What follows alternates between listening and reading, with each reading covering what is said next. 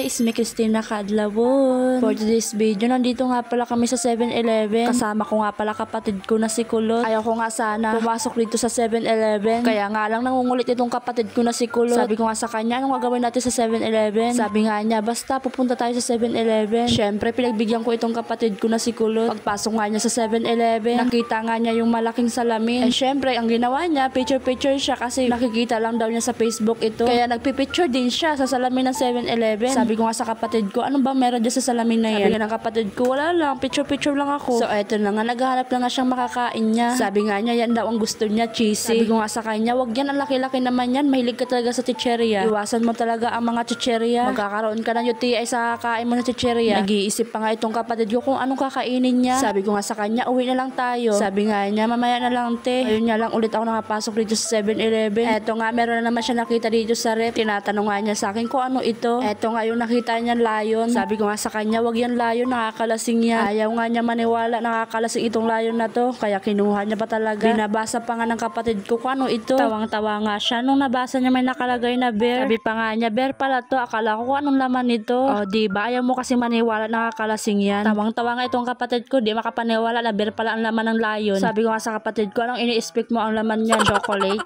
Hay nako, itong kapatid ko talaga. Kung ano-ano na lang nakikita niya. Sabi ko nga sa kapatid ko, ano, meron ka bang bibili dito sa 7-Eleven? Sabi pa nga niya, meron akong bibili. Hindi ko alam kung anong pipiliin ko. Hay nako, sa daming pagkain dito sa 7-Eleven, hindi niya alam kung anong pipiliin niya. May naalala nga ako. Noong kasing laki ko siya, kapag papasok ako sa store, hindi ko alam kung anong bibilhin ko. Kasi naman yung dala-dala kong pera, hindi sapat sa gusto kong bilhin. Kaya nga sabi ko sa sarili ko, kapag nagkaroon ako ng trabaho, bibilhin ko talaga lahat ng gusto kong makakain. Finally, nangyari naman yun. Kaya nga itong kapatid ko, kaya nga kung anong gusto niya, binibigay ko. Pero sabi ko sa kapatid ko, kapag nagkaroon ka ng trabaho, ako naman yung ilibre mo. Hay nako, hanggang ngayon hindi pa rin nakakapili yung kapatid ko kung anong gusto niyang kainin. Eto na nga, may nakita nga itong kapatid ko na Pocky Crush Fruit. Dalawa lang sana kukuhain niya, kaya nga lang gusto na sumama nung iba. Tawang-tawa nga itong kapatid ko nung sinabihan ko. Sabi ko nga sa kanya, mag-apply ka na lang dito. Taga-ayos na mga nalaglag. Tinanong nga niya ako kung masarap daw itong Pocky Crush Fruit. Ang sagot ko nga sa kanya, hindi masarap yan para sa akin. Nakakain na kasi ako niyan. Sabi ko nga sa kapatid ko, kung gusto mo, kumuha ka na lang. Ako naman yung magbabayad. Nagbiro pa nga itong kapatid ko. Naggusto daw niya 10 piraso ang kuhain niya. Grabe ba?